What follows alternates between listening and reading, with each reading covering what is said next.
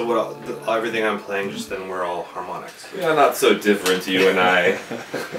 I'm Scot Stafford. I'm a composer and producer. I used to build pipe organs, and what's so interesting about an organ is that you can see this direct relationship that we've lost touch with between size and register, meaning if it's a low note, it has to be huge. The instrument making it literally has to be very, very large. In the guts of the organ, you're literally like, there are pipes that were so big that we crawled inside them to fix.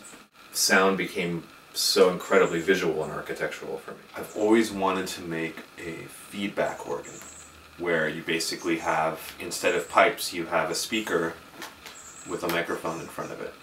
You're just creating a loop.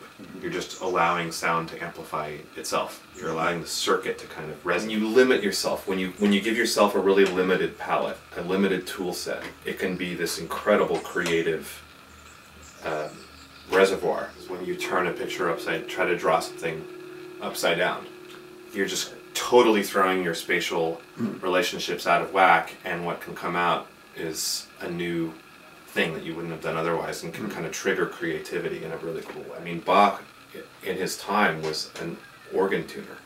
He would go with one of his sons, I think it was Carl Philipp Emanuel Bach. Look at the architecture, look at all the domes and all the arches, and say, okay, Carl, face the wall and go over there, and I'm going to go over there, and I'm going to face the wall.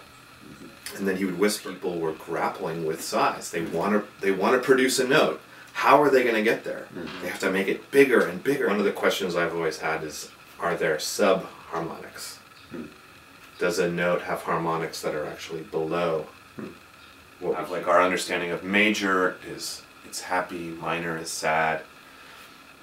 A long time ago, there were 7 different scales in the West, and what they would call sad and us happy is completely different. And so looking at it sort of, I do a lot of historical period performance these days, and I think about it a lot, and a lot of it is trying to recreate what happened, how people would have played things, and we just don't know. Incredibly wide open the whole thing is in terms of what sounds good, what makes you want to dance, what makes you want to celebrate, what makes you want to mourn. It's like an agreement, like, okay, everyone, for now, we are going to think this. And we're probably going to change our mind in like 20 years. I have to say the Atari 2600 had a huge impact. The warp sounds were just like totally floored me. They were at least half of the reason why I played the games, especially Defender. Talk about space. I grew up in Sausalito where we could hear sea lions.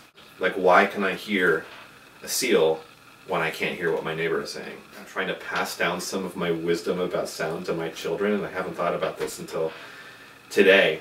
I'll go up to my son and I'll say something in one ear and from behind, and then I'll say something from the other. And it's like, I feel like on some level I'm trying to, you know, ingrain in him some fundamental understanding of the stereo field, right? Of sound being something that you can play with and have fun with. Or oh, this was something I used to always do.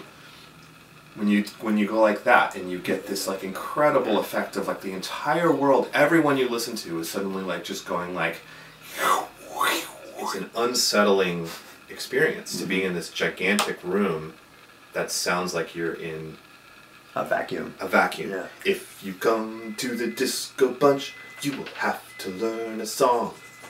'Cause if you come to the disco bunch, you will have to sing a song. You know, it's just so literal. It's like, we're having this party. It's about this kind of music that I love. You're invited, but we have expectations.